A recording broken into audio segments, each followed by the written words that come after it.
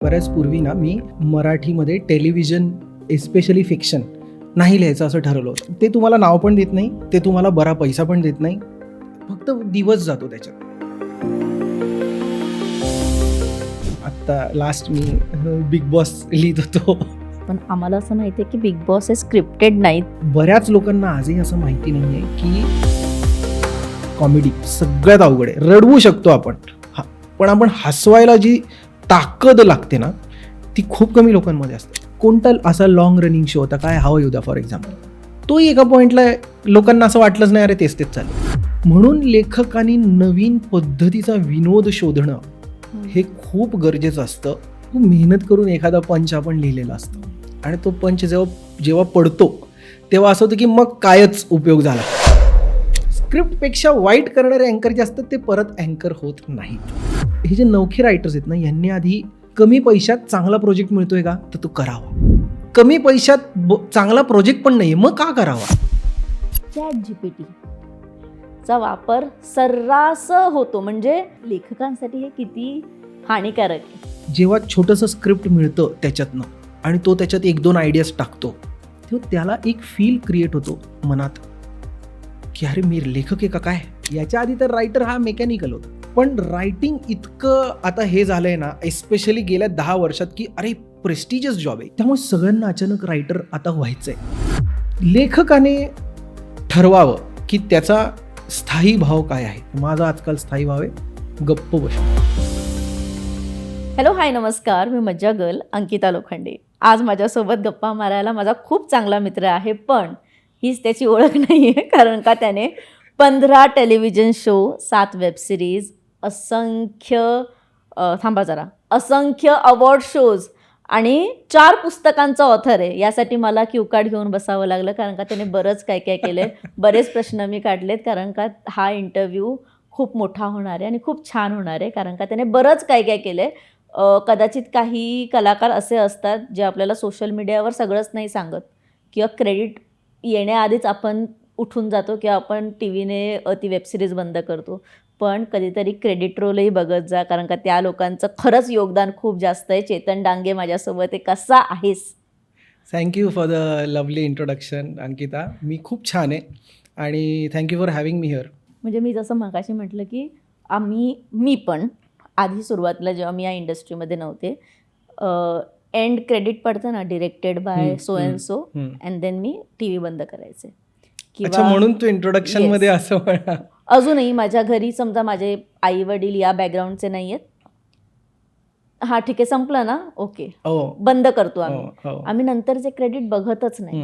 बहुतेक वेळेला काय होतं, जेव्हा मी आता फिल्म्स बघायला जाते, लोक एंड संपला ना, कळलं ना ती स्लेट आली डिरेक्टेड बायची, लोक उठतात आणि निघून जातात. कधीच नाही बघत की अरे लिहिलंय कोणी, अरे आपण हे इतकं 2 तास ज्या कलाकृतीला दिले, 2.5 तास, आता तर 3-4 तास आपण देतो, ते लिहिलंय कोणी, त्याच्या मागे किती जणांचे हात, हे बघतही नाही. आणि तू त्यातला एक आहेस की इतकं सगळं करून नंतर असं होतं की अरे तुम्ही लिहिलंय, तू केलंयस, सध्या काय करतोस चेतन? सध्या मी काही खूप इंटरेस्टिंग प्रोजेक्ट्स करतो, तुला सांगतो, मज्जा आहे. हिंदी आणि मराठी दोन्हीकडे प्रोजेक्ट्स चालू असतात, पण बऱ्याच पूर्वी ना मी मराठीमध्ये टेलिव्हिजन एस्पेशली फिक्शन नाही लिहायचं असं ठरवलं होतं. माझ्याकडे काही हे प्रोजेक्ट्स पण आले, पण मी म्हटलं की नाही हे नाही करायचं आहे आपल्याला, कारण की होतं असं ना की ते तुम्हाला नाव पण देत नाही, ते तुम्हाला बरा पैसा पण देत नाही आणि फक्त दिवस जातो त्याच्यात काही घडत नाही असं. पण असे काही डिसिजन्स घेतल्यामुळे माझ्या वाट्याला मग हळूहळू असे प्रोजेक्ट्स यायला लागले, ज्याच्यामुळे कदाचित इथे मी बसलो आहे आणि तुला सांगतो आजकाल जे प्रोजेक्ट्स मी करतो ते. आत्ता मी जस्ट एक खूप इंटरेस्टिंग प्रोजेक्ट संपवलं. ढिंडोरा नावाचा एक प्रोजेक्ट आहे, ढिंडोरा 2. तो भुवन बाम जो आपल्या सगळ्यांचा लाडका क्रिएटर आहे, त्यांनी तयार केलेल्या युनिवर्सचा हा शो आहे आणि तो आत्ता जस्ट परवा त्याचं रॅप झालं. आता तो एडिट टेबलला आहे. आता मी थोड्या दिवसांनी जाणार, त्याचे रशेस बघणार, कसं वाटतंय, काय वाटतंय. यावेळेस तर मोठी स्टार कास्ट, मोठा तामझाम आणि सगळ्यांना सोयीस्करपणे बघण्यासाठी, कारण ते आता नेटफ्लिक्सवरती येतं आहे. एक्झॅक्टली. त्यामुळे ते एक इंटरेस्टिंग प्रोजेक्ट चालू आहे माझं. आणि दुसरं म्हणजे आता अनाऊन्स झालं आहे म्हणून मी तुला ते सांगू शकतो. सुजय ढहाके जो आपला हम्म. नेहमीच जाणला जातो की वेगळे सिनेमे करतो, त्याला शाळासाठी नॅशनल अवॉर्ड मिळालं होतं, आत्ता त्याने श्यामच्याई केला, त्याला नॅशनल अवॉर्ड मिळाला आहे. त्याचे सब्जेक्ट जे तो चूज करतो ना ते खूपच इंटरेस्टिंग असतात. त्याने यावेळेस एक वेगळाच सब्जेक्ट चूज केला होता, त्याचं नाव आहे रक्तफळ. ही एक गोष्ट आहे आणि या गोष्टीमध्ये काही नवीन चेहरे दिसणार आहेत आपल्याला, इंटरेस्टिंग चेहरे दिसणार आहेत. पण 2 खूप आपले मराठी इंडस्ट्रीचे लाडके चेहरे आहेत. एक अमृता खानविलकर आहेच आहे, तिच्याचमुळे आपल्याला कळलंय की असं झालं. स्टोरी स्क्रीन प्ले डायलॉग्स रक्तफळचे मी लिहिले. आत्ता त्याचं शूट ॲज वी स्पीक गोवामध्ये चालू आहे. मी परवा तिथनं आलोय आणि खूप चांगली शूट होती फिल्म. हे 2 इंटरेस्टिंग प्रोजेक्ट्स मी करतोय. खूप मस्त. पण तू जसं मला सांगितलं की 15 टेलिव्हिजन शो लिहिले, तुला नावं जरी माहिती आहेत कोणते कोणते? हो माहिती आहेत. विसरीन मी आधीमध्ये, पण काय होतं ना, ते करणं गरजेचं पण आहे. प्रत्येक रायटर ज्याला लिहायचं आहे त्याने टेलिव्हिजन एकदा केलंच पाहिजे. टेलिव्हिजन काय करतं ना, ते तुम्हाला लेबर शिकवतं, ग्रुलिंग ज्याला म्हणतो ना आपण, ते शिकवतं तुम्हाला की लेबरस प्रोसेस आहे रायटिंग. तर टेलिव्हिजन तुम्हाला ते शिकवतं. मी जयोस्तू ते लिहिलं होतं, तुमचं आमचं सेम असतं, जे श्रेयस तळपदेच्या प्रोडक्शन हाऊसचा पहिला शो होता. त्याच्यानंतर मग मी संगीत सम्राट असेल, आत्ता लास्ट मी बिग बॉस लिहित होतो. मी म्हणजे माझी टीम लिहिते, मी पण असतो त्याच्यात, माझी टीम पण असते. आणि नॉन फिक्शन शोज असतील तर मी पटकन विचार करतो की हो हे करू शकतो, कारण की खूप छोटा त्याचं हे असतं, काय म्हणतात त्याला, कमिटमेंट असते खूप छोटी, की 2 महिने 2.5 महिने इन आउट संपला प्रोजेक्ट है ना. आणि आठवड्यातले 3-4 दिवस असं जर असेल तर मी मराठीतले ते हे करतो. पण डेली सोपचा सीन काय आहे की रोज लिहावं लागतं, त्याचं नावच डेली सोप याच्यासाठी आहे. तर तिथनं मी थोडासा कॉर्नर झालो. पण हे ह्यांनी शिकवलं मला या सगळ्या 15. पण तू आता जसं बोलताना बोललास की मी बिग बॉस लिहित होतो, पण आम्हाला असं माहिती आहे की बिग बॉस हे स्क्रिप्टेड नाहीच आहे. मग तुम्ही काय लिहिता? सांगतो. काय होतं, बिग बॉस लिहित असताना आठवडाभर जे घडतं ते सगळं in the spur of the moment जे तुम्ही बघता त्याला रियालिटी म्हणतात. बरोबर. आपण रियालिटी शोज जसं म्हणतो, हा एक रियालिटी शो आहे. रियालिटी असते, ते जे बोलतात, जसे रिॲक्ट होतं, ती रियालिटीच असते. होतं असं की सॅटर्डे संडेला जेव्हा भाऊच्या धक्क्यावरती रितेश सर येतात आणि त्यांच्या काही लिंक्स असतात, त्या लिंक्स ज्या लिहायच्या असतात ते एक रायटर लिहित असतो. ओके. किती कल्पकतेने आपण ते लिहू शकतो, किती सहजपणाने, ते असं वाटलं पण नाही पाहिजे ना स्क्रिप्टेड आहे. बऱ्याच लोकांना आजही असं माहिती नाही आहे की अँकर जे बोलतो, डान्स शो असेल, ॲक्टिंग रियालिटी शो असेल, जे काही, तिथे अँकर येऊन जे बोलतात, ते इंडियन आयडलमध्ये आदित्य येऊन जे बोलतोय ते थोडी ना आदित्य विचार करून बोलतोय. समोर टेलिप्रॉम्प्टर असतो, त्या टेलिप्रॉम्प्टरवरती रायटरने लिहून दिलेलं असतं आणि मग तो काहीतरी गमतीशीर मजेदार वाक्य बोलतो, ती रायटर लिहित असतो. त्यामुळे हे जे प्रोजेक्ट्स असतात हे खूपच चांगले मनी मिंटिंग प्रोजेक्ट्स असतात. पटकन इन आउट 2 महिन्याची कमिटमेंट आणि चांगले पैसे बनतात त्याने. मला हे तू बोललास, मला खूप इंटरेस्टिंग प्रश्न आहे माझ्याकडे, कारण का मी याचा भाग होते, म्हणजे मी हे बघितलंय की तू आता मी जसं इंट्रोडक्शनमध्ये बोलले की अनेक अवॉर्ड शोज तू लिहिलेस. हो. कधी कधी काय होतात, समोरचा जो आर्टिस्ट असतो आपण लिहिलेलं तितक्याच चांगल्या पद्धतीने नाही डिलिव्हर करत, टेलिप्रॉम्प्टर असून सुद्धा. म्हणजे कधीतरी असं होतं की अरे मी असं नव्हतं लिहिलं यार, तू असं का बोललास, चिडचिड होते चेतन?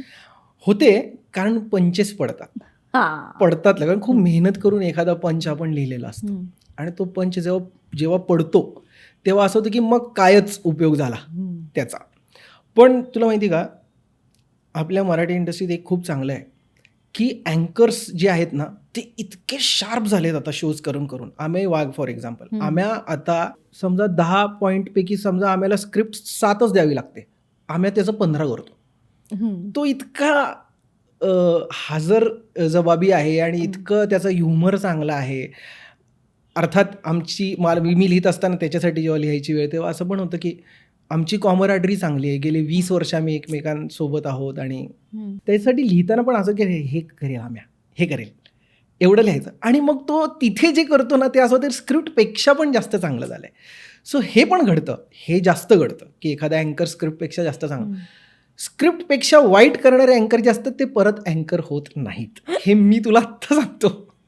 प्रत्येक चॅनलमध्ये त्यांच्या नावाखाली अंडरलाईन केलं होतं, हा नको किंवा ही नको, असं होतं. त्यामुळे जे कोणी अँकरिंग करणार असाल ते प्लीज चांगलं करा. पण तुला कोणासाठी लिहायला आवडतं? कोणता एक, म्हणजे अमेय ऑब्व्हियसली, पण एक अजून एक की ज्याच्यासाठी मी खरंच भारी तो अँकरिंग करतो किंवा तो पुरेसा न्याय देतो? पुष्कर श्रोत्री खूपच चांगलं अँकरिंग करतो. सिद्धार्थ जाधव खूप चांगला अँकर आहे. आणि क्रांती रेडकर खूपच कमी घेतलं जाणारं नाव. क्रांती इतकी चांगली अँकर आहे, इतकी चांगली अँकर आहे. मला आठवते मी एकदा महाराष्ट्राचा फेवरेट कोण लिहित होतो आणि 3 अँकर होते. अचानक असं ठरलं 3 अँकर करूया. कोण? अमृता खानविलकर, पुष्कर श्रोत्री आणि क्रांती रेडकर. अरे ह्या कॉम्बिनेशनला काय द्यायचं आपण? तर तिथे रायटरचा कस लागतो की ह्या तिघांची कॉमराडरी कशी बसवायची, ह्या तिघांमध्ये कसं केमिस्ट्री दाखवायची, कसा ह्युमर काढायचा है ना. आपण बऱ्याच वेळा बघतो की एक स्त्री असते, एक पुरुष असतो, किंवा 2 स्त्री असतात, 2 पुरुष असतात. सिद्ध्या आणि चांदेकर करत असतात. पण 2 स्त्रिया, 1 पुरुष. आता काय करायचं? तेव्हा आम्ही I had a ball writing that event night. मजा आली होती. ग्रेट. म्हणजे कधीतरी जेव्हा आम्ही आधी टी व्हीवर बघायचो अवॉर्ड फंक्शन्स, तेव्हा असं वाटायचं किती छान बोलतायत सगळे, किती मस्त आहे. पण जेव्हा मी तिथे जाऊन बघितलं रिअल जे अवॉर्ड फंक्शन असतात, खूप कट्स असतात, खूप रिटेक्स असतात आणि शो झाल्यानंतर पण अँकर थांबून सगळे अँकर लिंक घेत असतात. तर हे तुला सगळ्यात चांगलं उदाहरण आता आपल्या सगळ्यांच्या समोर आहे. आमचेच एक एक्वेंटन्सेस पैकी एक आहेत सौरभ द्विवेदी. ओके. ते आधी लंडन टॉप चालवायचे, आता ते इंडियन एक्सप्रेसला आहेत. तर इंडियन एक्सप्रेसला आल्यावर त्यांनी असं म्हटलं की चलो यार लाईव्ह अवॉर्ड शो करते. म्हणून आत्ता जे स्क्रीन अवॉर्ड झाले, जे लाईव्ह झाले, ज्याच्यात आलिया भट विषयी सगळे काही जे काही ट्रोल झाली ती. ट्रोलपेक्षा पण ना लोकांना हे माहितीच नाही आहे की जे लाईव्ह तुम्हाला दिसले तेच सगळीकडे होत असतं. ती खूपच धाडसी आणि चांगली नटी आहे ती, की तिने सगळं ते पेलून नेलं with the smile that was not ready to fade out. ती स्माईल तशीच होती आणि तिने मारून नेलं. जेव्हा कट्स होतात, जेव्हा लाईव्ह नसतं, तेव्हा शूट करून कम्प्युटर टेबलवरती आणलं जातं. मग लाफ्टर्स, ही बोलली की मग कट करून तिकडे लाफ्टर लावला जातो. हे ऑडियन्सेसला माहिती नाही आहे, म्हणून ते ट्रोल होतात. पण मोठी लोकं किंवा चांगले कलाकार ह्याच्यासाठी चांगले आणि मोठे असतात, कारण त्यांना या गोष्टींचा फरक पडत नाही. तर हे लाईव्ह उदाहरण आहे त्याचं. नाही, पण तो शो बराच गाजला, म्हणजे बऱ्याच विविध कारणांसाठी होता ऑब्व्हियसली तो. मगाशी तू ढिंडोराबद्दल बोललास. मला भुवन बाम सोबतचा तुझा एक्सपिरियन्स जाणून घ्यायचा आहे, कारण का आत्ता जर मी बघितलं की त्या व्यक्तीने जे सुरू केलेलं ते आता अनेक क्रिएटर्स करत आहेत. पण त्याने जे सुरू केलेलं तो त्यानेच केलं, म्हणजे त्याने ते कन्सिस्टन्सी ठेवली आणि आता तो ज्या लेवलला आहे त्या लेवलला आहे, म्हणजे अख्खं जग त्याला बघतंय. त्याच्यासोबत काम करण्याचा एक्सपिरियन्स चेतन तुझा कसा होता? सोनं आहे तो मुलगा, सोनं आहे. मी खरं सांगतो, तो इतका फोकस्ड आहे त्याच्या कामाला घेऊन. खुश होता भुवन. रोज घरी जाताना आम्ही बसायचो 5-5, 6-6 तास. संध्याकाळी 5ला बसलो तर रात्री 11ला 10ला असं आमचं संपायचं, किंवा 2ला बसलो तरी 8-9ला संपायचं. घरी जाताना रोज तो घट्ट मिठी मारायचा, म्हणायचा बहुत अच्छा हुआ आज का एपिसोड बहुत अच्छा निघाला. 8 एपिसोड केले आम्ही त्याचे. पण सगळं झाल्यानंतरही जेव्हा मला असं वाटत होतं की हे आता बसलंय, तेव्हा भुवन म्हणाला हा अभी इसको लेके बैठते और अभी इसको और अच्छा बनाते. तर माझ्यासाठी तो चॅलेंज होता की म्हणजे काय करायचं असतं, और अच्छा कैसे बनताय. हे मला त्याच्याकडनं उलट शिकायला मिळालं की नाही बनू शकतं ते, अजून बनू शकतं. तो इतका बॅक टू बॅक त्याच्यावरती विचार करून करून करून आणि परवा ते रॅप झालं, त्याची रॅप पार्टी झाली चांगली. शूट संपलं ढिंडोरा 2चं. यावर्षी कदाचित बघायला पण मिळेल नेटफ्लिक्सवरती. पण विचार कर, यूट्यूबर ज्याने हातात कॅमेरा घेऊन शूट करायला सुरुवात केली, एक युनिवर्स बनवलं, तोच शो ढिंडोरा 1 8 वर्षापूर्वी आलेला, ढिंडोरा 2 नेटफ्लिक्सवरती आला आहे. तर ढिंडोरा 2 नेटफ्लिक्सवरती नाही आला, भुवन बाम नेटफ्लिक्सवरती आला आहे. ही त्याची जर्नी आहे. खूप मेहनती मुलगा, खूप चांगला अनुभव त्याच्यासोबत काम करण्याचा, आणि खूपच म्हणजे असं सोन्याचं हृदय आहे त्याचं. असा खूप चांगला मुलगा आहे. खूप मस्त. म्हणजे मला असं वाटतं की चेतन पहिल्यांदा कोणत्या कलाकाराबद्दल इतकं भरभरून बोललं. नाही मी बोलतो चांगलं आहे, त्याला चांगलं म्हणण्यात हे काय. पण ना चेतन, मी नेहमीच कलाकारांचे इंटरव्ह्यू घेते. मी पडद्यामागच्या कलाकारांचे माझ्याकडून फार कमी घेतले जातात इंटरव्ह्यू. ओके. पडद्यावर दिसणाऱ्यांचे इंटरव्ह्यू आम्ही जेव्हा घेतो तेव्हा एक बेसिक किंवा एक कंप्लेंट असतेच की पेमेंट वेळेवर नाही होत. पेमेंट वेळेवर वेळेवर होत नाही होत नाही कलाकारांचं. कलाकारांचं. आणि कधीतरी कलाकार ते सोशल मीडियावर व्यक्तही होतात की पेमेंट नाही मिळत आहे म्हणजे या डिरेक्टरकडून, या प्रोड्युसरकडून. आता कलाकार व्यक्त व्हायला लागलेत, पॉडकास्टमध्ये असू दे किंवा सोशल मीडियावर असू दे. मी ना लेखकांचं कधीही माझ्या नजरेत नाही आलं आहे की ते व्यक्त झालेत की आमचं पेमेंट नाही केलं आहे. तर तुमचं पेमेंट खरंच वेळेवर होतं की लेखक खूप चांगल्या मनाचे असतात की ते नाही, I don't know how do I put this, but होतं. पेमेंट वेळेवरती होतं, पण ते डिपेंड करतं. It depends on varied situations. कसं, तुम्ही किती ठामपणे ते पेमेंट मागू शकता, तुम्ही किती ठामपणे तुमच्या अटी ठेवू शकता, त्याच्यावरती खूप डिपेंड करतं. मग तो नट असो, मग तो लेखक असो, मग तो अ, कोणी काय साऊंडवाला असो किंवा कोणी सिनेमॅटोग्राफर असो. तुम्ही किती ठामपणे, आणि तो ठामपणा ना आपल्या कामातनं येतो. तुमचं काम जर तुमचं नाणं खणखणीत वाजतंय, तर तुम्ही सांगू शकता की हे माझे पैसे आहेत, हे मला असे असे हवेत, आणि अ, ते पेमेंट त्यांना तसं मिळतं. पण जर तुम्ही प्रत्येक प्रोजेक्टकडे असं बघता, सगळ्याला हो हो म्हणता, कारण तुम्हाला वाटतं की नाही नाही ही संधीच निघून जाईल. एस्पेशली कलाकारांच्या बाबतीत ते होतं की अरे ही संधी निघून जाईल, मी पटकन हो म्हणते, मी पटकन हो म्हणतो. तर हो म्हणाला ना तुम्ही संधीसाठी हो म्हणाला, तुम्ही पैशासाठी हो नव्हता म्हणाला. करेक्ट. बरोबर. तुम्ही जर म्हणाला असता हे माझे पैसे आणि मगच मी काम करणार, पैसे नसेल देणार, या वेळेत नसेल देणार, तर मी काम करणार नाही, तर समोरच्यानी त्याचा डिसिजन घेतला असता. बरोबर. तुम्ही संधीसाठी हो म्हणता आणि मग तुम्ही पैशासाठी क्रिप करता, हे असं मला वाटतं थोडं मिसमॅच आहे. असेही केसेस आहेत की ज्या ठिकाणी लोकांनी पैसे कमिट केलेत पण दिले नाहीत. पण त्यावेळेस तुम्ही कागद केलं का? तुम्ही पेपर वर्क केलं का? काही नॉन नेगोशिएबल्स आपण आपले कलाकार म्हणून ठेवलेच पाहिजेत. आणि कलाकार हा शब्द फारच बाजारू झाला, पण असं की तुम्ही हे माझे नॉन नेगोशिएबल्स आहेत. मला हे पैसे हवेत, मला हे या वेळेत हवेत, आणि मला हे प्रोजेक्टच्या या टप्प्यावरती हवेत. तर तुम्ही सॉर्ट राहता. ह्याच्यानंतरही जर तुम्हाला दिलं नाही, तर तुमच्याकडे कागद असलं पाहिजे ज्याच्यावर तुम्ही लीगल ॲक्शन घेऊ शकता किंवा सांगू शकता की यार आपण कागद केले. बऱ्याच वेळा असंही होतं की मैत्रीत हो म्हणतो, किंवा एखादा मोठाच डिरेक्टर विचारतो पटकन, तू करशील का? आणि कलाकार म्हणतो किंवा म्हणते की हो हो मी करेन ना सर. मग हो नव्हतं म्हणायचं, हो सर मला पहिले स्क्रिप्ट सांगा, मला पैसे किती बजेट सांगा, मी करते. सो काय होतं ना, ही गल्लत होती अंकिता, की डेस्परेशन आणि तुमचं मॉनिटरी गेन्स हे आपण मिक्स जेव्हा करतो ना, तेव्हा इथे येऊन अडकतो आपण. मी खूप कमी वेळा अडकलो आहे. म्हणजे असं झालंच नाही आहे की कोणी माझे पैसे बुडवलेत. नाहीच बुडवू शकत. कारण की ते प्रोजेक्ट, ती माणसं, मला असं वाटतं मला लगेच कळतात की पैसे देणार नाही आहे, बुडवणार आहे. तर मी नाही जात मग त्या वाटेला. नाहीतर मग पेपर वर्क असतं एकदम खणखणीत. खोटं वाटेल तुला, मुंबईतली बेस्ट लॉयर आहे माझ्याकडे. माझं पेपर वर्क इतकं स्ट्रॉंग आहे. मुंबईतली बेस्ट लॉयरने माझा अख्खं हे बनवलं आहे, आणि ते टर्म्स जर मान्य असतील तर मी पुढे जातो.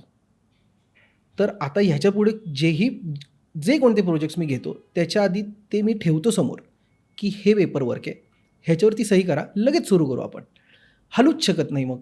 पण त्याच्यासाठी परत तेच आहे ना, इट इज व्हेरी कॉन्सिक्वेन्शियल आणि डिपेंडेबल की तुमचं नाणं किती खणखणीत. तुम्ही हे कधी म्हणू शकता, जेव्हा तुमचं काम बोलतं. तर ते काम बोललं की झालं, काही हे नाही. जे नवखे रायटर्स असतात, ज्यांना काहीच माहिती नसतं, पण ते फार स्ट्रॉंग असतात ऑन पेपर, की त्यांना माहिती आहे की लिहायचं काय, किंवा त्यांना माहिती आहे की करायचं काय, पण इंडस्ट्रीमध्ये नवीन आहेत. तर त्यांच्यासाठीही त्यांनी लिगल इतकं स्ट्रॉंग केलं पाहिजे की त्यांनी आधी स्वतःला घडवू दे. आधी ना आपल्या नावावरती काही प्रोजेक्ट्स लागले पाहिजे. ही तर म्हणजे अनसेड रूलच आहे हा, की तुमच्या नावावरती 4 गोष्टी लागल्या पाहिजेत. मग तुम्ही त्या स्टेजला पोहोचता की नाही आता मी लीगली सगळं नीट शांतपणे व्हावं म्हणून. मी यासाठी केलं कारण मला पीस ऑफ माइंड हवा आहे. बरोबर. मला 4 पैकी एकच प्रोजेक्ट मिळालेला चालेल, पण मला पीस ऑफ माइंड हवा आहे. डेस्परेशनमध्ये नाही पडायचं हे पण माझं खूप आधीच ठरलं होतं. तर हे जे नवखे रायटर्स आहेत ना, यांनी आधी, मी पण जे केलं आहे की कमी पैशात चांगला प्रोजेक्ट मिळतोय का, तर तो करावा. कमी पैशात चांगला प्रोजेक्ट पण नाही आहे, मग का करावा? हा प्रश्न तर प्रत्येक रायटरला पडलाच पाहिजे ना, की प्रोजेक्टही चांगला नाही, पैसेही बरे नाहीत, क्रेडिट मिळणार का नाही ह्याची जरा शाश्वतीच नाही आहे, तर काच करावं. तर हे नीट ओळखता आलं पाहिजे की प्रोजेक्ट खूप चांगला आहे, पैसे जरा कमी आहेत, माणसं जरा चांगली आहेत, तर आपण करूया. हे मी केलं आहे. कमी पैशात चांगले प्रोजेक्ट्स मी केलेत, खूप चांगले प्रोजेक्ट्स केलेत इनफॅक्ट. अगदीच. पण आता जे बोलता बोलता तू एक शब्द वापरला, क्रेडिट. प्रत्येक वेळेला क्रेडिट मिळतंच असं नाही आणि रायटर्सना ते नेहमीच मिळतं असं नाही. तर हे मागावं लागतं, हे दुर्दैव आहे का असं वाटतं तुला? हे तर घनघोर दुर्दैव आहे. काय होतं माहिती का, writing is a labours job. Writing is 99% labour and 1% magic. तुम्ही जेव्हा 100 ओळी लिहिता तेव्हा एक ओळ असते जी तुम्हाला वाटते यार ही ओळ काय लिहिली आहे मी, पण त्याच्यासाठी तुम्हाला 100 लाईन्स लिहाव्या लागतात. It is labours job. कोऱ्या कागदावरती जेव्हा तुम्हाला सांगितलं जातं की एक काम करा, आता ह्याच्यावरती बाहुबली लिहून दाखवा, ह्याच्यावरती गेम ऑफ थ्रोन्स लिहून दाखवा, कोरं कागद या, ब्लँक, काही नाही आहे तुमच्यासमोर. हॅरी पॉटरची जी रायटर आहे तिने तर कॅफेमध्ये बसून लिहायला सुरुवात केली होती. तिने काय बनवलं बघ, पण तिला किती सेलिब्रेट केलं जातं, JK रॉलिंगला किती सेलिब्रेट केलं जातं. आपल्या इथे काय होतं माहिती का, एस्पेशली मराठीत. तुला माहिती मी हिंदीत खूप काम केलं, मी मराठीत पण खूप काम केलं आहे, करतो पण आहे, मज्जा पण येते मला. पण हा प्रॉब्लेम जास्त करून मराठीत आहे की जेव्हा एक माणूस शून्यापासून एक अख्खं विश्व तयार करतो आणि जेव्हा ते तयार होतं तेव्हा तुमचे ओपिनियन्स येतात. तेव्हा डिरेक्टर असेल, प्रोड्युसर असेल, आसपासच्या लोकं असतील, ते असं म्हणतात की ह्याच्यात ना आपण असं करूया, तसं करूया. तर लेखकाला पण असं वाटतं कधी कधी की नाही नाही, हा डिरेक्टर हा बरोबर सांगतो किंवा ह्याची विजन आहे, मला ह्याला सपोर्ट करायचं आहे, ह्या विजनला सपोर्ट करायचं आहे. तर हे होतं काय, जेव्हा आपण ते 1 वेळा, 2 वेळा, 3 वेळा, 4 वेळा, 5 वेळा होतं ना, जेव्हा आपण 5-10 सजेशन्स घेतो, 160-50 पानाची फिल्मची स्क्रिप्ट आणि त्याच्यात 10 सजेशन आपण घेतले, तर एक फील तयार होतो की अरे मी सांगितलं आणि ह्याने टाईप केलं, ह्याने काय केलं आहे, मी लावणार आता रायटिंगमध्ये नाव, असं तयार होतं ते. हे आमचा एक मित्र आहे, तो स्टँडअपमध्ये ना तो हा जोक सांगायचा. तो म्हणायचा की हे म्हणजे असं झालं की नवरा बायकोचं लव्ह मेकिंग चालू आहे आणि 9 महिन्यानंतर त्यांना जेव्हा मूल होतं तेव्हा एक माणूस पटकन येऊन म्हणतो की अरे मी पण त्याचा बाप आहे, का तर मी लांबून असं पाहिलं होतं तुम्हाला हे करतं. जेव्हा तुम्ही सजेशन देता तेव्हा हे समजून चालायचं की तू डिरेक्टर आहेस किंवा तू प्रोड्युसर आहेस किंवा तू काय कॅमेरामॅन आहेस किंवा तू अजून एक कोणीतरी काय प्रोड्युसरचा भाचा आहे, भाची, जी कोणी आहे किंवा मित्र आहे, तू प्रोड्युसरच्या मैत्रीण आहेस, तर बऱ्याच वेळा लिहिताना ना ऑब्जेक्टिव्हिटी लूज होते. इतक्या वेळ आपण त्या स्क्रिप्टसोबत असतो की पटकन कळत नाही की हे, त्याला आपण रायटिंगच्या लँग्वेजमध्ये म्हणतो की ऑब्जेक्टिव्हिटीज लूज होते. काय घडलं आत्ता. तर तेव्हा जेव्हा तुम्ही सजेशन देता ह्याचा अर्थ असा नाही की तुम्ही रायटिंगमध्ये हे केलं आहे. मला असं होतं की तुम्ही मग पेन कागदाला जो लावतो ना तो रायटर असतो. बरोबर. पेन लाव, लिही, बसून लिही तू, मग तू नाव लाव, हक्काने लाव, काही प्रॉब्लेम नाही. पण रायटिंग इतकं आता हे झालं आहे ना, एस्पेशली गेल्या 10 वर्षात की अरे प्रेस्टिजियस जॉब आहे. याच्या आधी तर रायटर हा मेकॅनिकल होता. प्रेस्टिजियस जॉब आहे. त्यामुळे सगळ्यांना अचानक रायटर आता व्हायचं आहे, न लिहिता. कारण ते पॉवर पोझिशन्समध्ये आहेत. त्यांना न लिहिता रायटर व्हायचं आहे. तुम्ही लिहा, काहीच प्रॉब्लेम नाही आहे. लिहा ना. पण रायटिंगची जेव्हा वेळ येते किंवा रायटिंगचं क्रेडिट जेव्हा येतं तेव्हाच तुम्ही नाव का लावता? तुम्ही तर as a director, as a producer, makeup मॅनला पण सांगितलं ना की हा मेकअप ना जरा खूपच डार्क झाला आहे, लाईट कर. लावतोस का तू मेकअपला नाव, मेकअप बाय? नाही लावत. तू सेम काम लाइट सिनेमॅटोग्राफरला पण, ये नहीं क्लोज हो गया बहुत यार, थोडा लॉन्ग शॉट दे ना, मेरे को पीछे का दिखना चाहिए, हे म्हणतोस ना.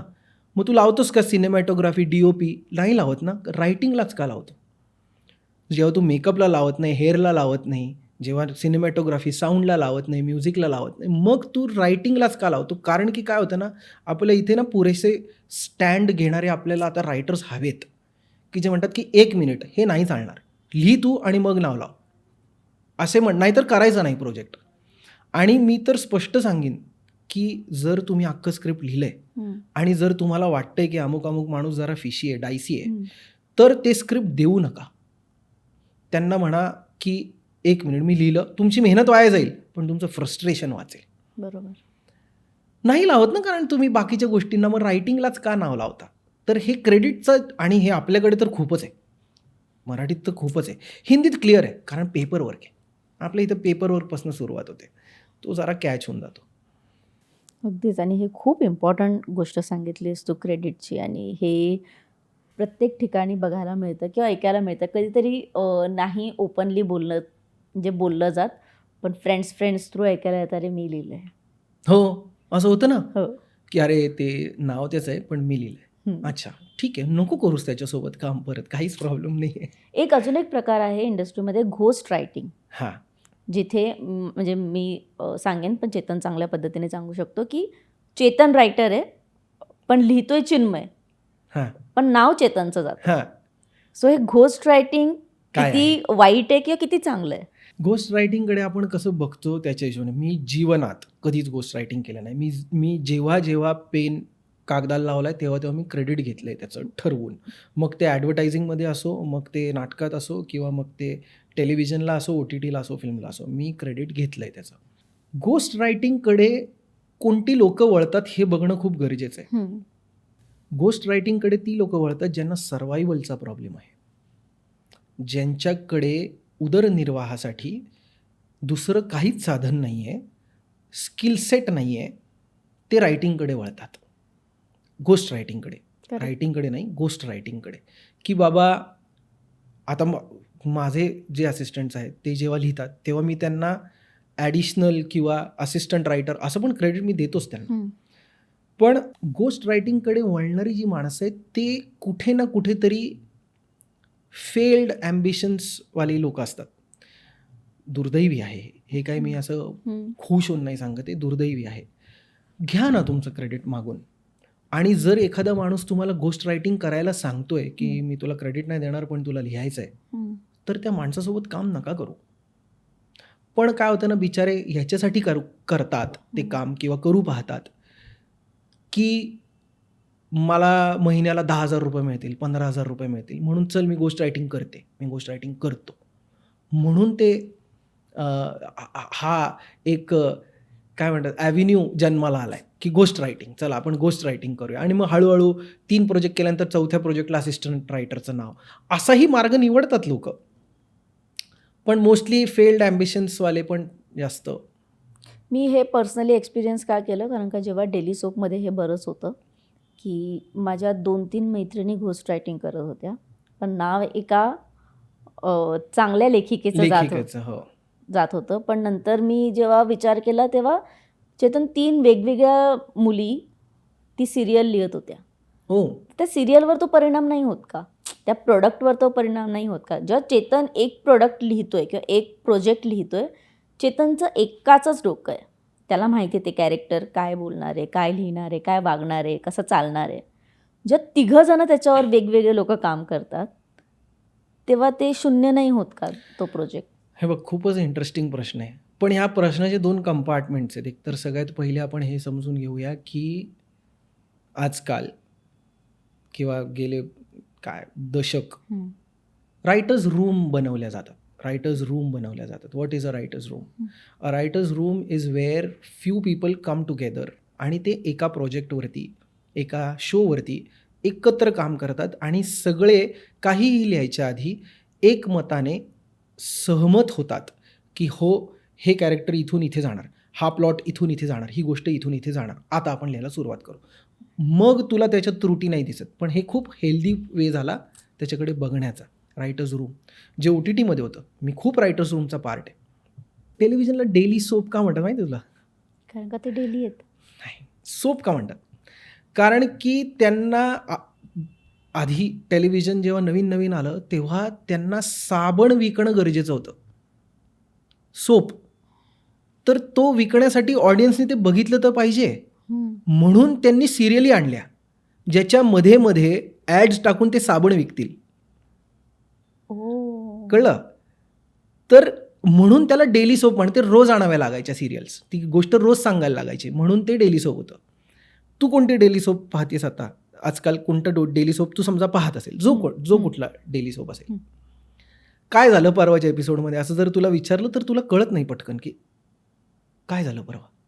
कारण की ते इतकं डूम स्क्रोलिंग आहे की आपण जसं रील, तू कोणती रील बघितली 15 मिनिटापूर्वी नाही लक्षात राहत, तसंच आहे ते, फक्त मोठा फॉर्मॅट डेली सोपला.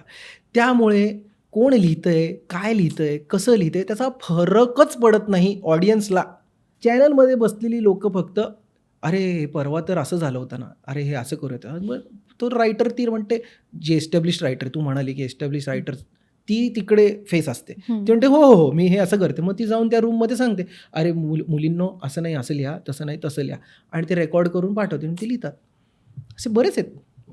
सिरियलला फरक नाही पडणार, डेली सोपला फरक नाही पडणार, ते डूम स्क्रोलिंग सारखं आहे. पण मोठे शोज, OTT शोज, त्यांना फरक पडणार आहे 1000% कळणार आहे आपल्याला. लगेच उघडच होऊन जाईल की अरे हे कॅरेक्टर असं का वागलं अचानक.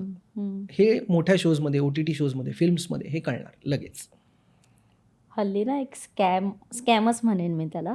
आम्ही आता ओरिजिनल्स करतो, इट्स मज्जा ओरिजिनल, म्हणून मला ती गोष्ट माहिती आहे. कारण का आमच्याकडे आता बऱ्याच गोष्टी येतात किंवा आमच्याकडे आता बरेच स्क्रिप्ट येतात की ताई आम्हाला हे करायचं आहे किंवा मॅम आम्हाला हे करायचं आहे, प्लीज एकदा बघा ना, चेक करा ना. ChatGPTचा वापर सर्रास होतो. म्हणजे ते तो डॅश काढायचा पण विसरत नाही. आता ChatGPTचा एक आहे त्याचा फॉर्मॅट की तो डॅश देतो मध्ये मध्ये, ते तरी काढून पाठवा. थॉट घेण्यासाठी किंवा एक इन्स्पिरेशनसाठी मला असं वाटतं की चल ठीक आहे, आपण तिथे बेनिफिट ऑफ डाऊट असू शकतं की ठीक आहे लोक AIचा वापर करतात. पण अख्खीच्या अख्खी वेबसिरीज किंवा अख्खीच्या अख्खी चित्रपटाची स्क्रिप्ट किंवा एखाद्या गाण्याचे लिरिक्स तुम्ही ChatGPT किंवा AIचा वापर करून काढताय, आणि लेखकांसाठी हे किती हानिकारक आहे. अजिबात नाही. ओके. मला जरा भीती वाटत नाही, म्हणजे जरा भीती वाटत नाही AIची किंवा ChatGPTची. ते मूर्ख आहे, आपण त्याचा बाऊ केला आहे. मला असं वाटतं ChatGPT मूर्ख आहे, AI मूर्ख आहे. या घडीला तरी, आजच्या दिवसात तरी त्यांना कळत नाही. ज्यांना असं वाटतंय की ChatGPTवरनं किंवा AIवरनं मी काही स्क्रिप्ट जनरेट करीन, ते नेक्स्ट लेवल मूर्ख आहेत. तुला खोटं वाटेल. मी एक शो लिहितो तो जो सोनी लिव्हवरती आहे, क्युबिकल्स, सांगतो तुला नावच. क्युबिकल्सचा सीझन 4 लिहितो तो, TVFचा शो आहे. आम्ही त्याचे 5 एपिसोड केले. 5 एपिसोडमध्ये पण तिथे रायटर्स रूम अशी होती की हा रायटर चेतन, हा. तर जेव्हा आम्ही सांगत होतो की चल तू हा एपिसोड लिही, तू हा एपिसोड लिही, तर आम्ही जेव्हा एपिसोड लिहून आणले, सगळे वाचले की हां ही अच्छा आहे, हे करताय एका मुलाने. आणि काय होतं ना, तिकडे एक पद्धत आहे खूप चांगली पद्धत आहे. ते काय करतात, तुमचं स्क्रिप्ट तुम्ही वाचत असताना तेव्हा ते प्रोजेक्टरवरती टाकतात. So when you read, it is also seen on the projector. Okay. अख्खा रूम बघत असतो. तर तिथे ChatGPTने खाली जे लिहिलं होतं की do you want me to proceed further, तर त्यांनी येस लिहिलं होतं, ते पण होतं त्याच्यात. त्याने चक्क ChatGPTवरनं एपिसोड आणला होता. आणि तो एपिसोड जेव्हा सुरू झाला, हे तर अर्थात 5व्या-6व्या पेजवरती होतं, पण जेव्हा तो सुरू झाला एपिसोड, तेव्हा असं झालं की मुळात तुझी ही वोकॅब्युलरी नाही आहे, शोची ही वोकॅब्युलरी नाही आहे, आणि हे तू का आणलंयस हे कळतंय आता. आणि मला आतमध्ये असं होत होतं अंकिता की बंद कर, काहीतरी कारण सांग, बंद कर, आत्ता धरला जाशील, नंतर धरला जाशील. तो धरला गेला तिकडे. हेच काय, मी एक फिल्म लिहितो आत्ता, त्या फिल्ममध्ये मला हिंदी येते आणि मला त्या डिरेक्टरचा फोन आला आणि तो म्हणाला की चेतन सुन, अपने पास स्टोरी रेडी है, स्क्रीन प्ले पूरा रेडी है, अपने को खाली लिखना है डायलॉग्स. तो म्हणलं हां भेजतो. पाठवलं त्याने मला. ते ChatGPTवरनं स्क्रीन प्ले लिहिलेला आहे. ChatGPTला स्क्रीन प्ले लिहिता येत नाही, तो दिसतोय त्याच्यावर लिहिलेला.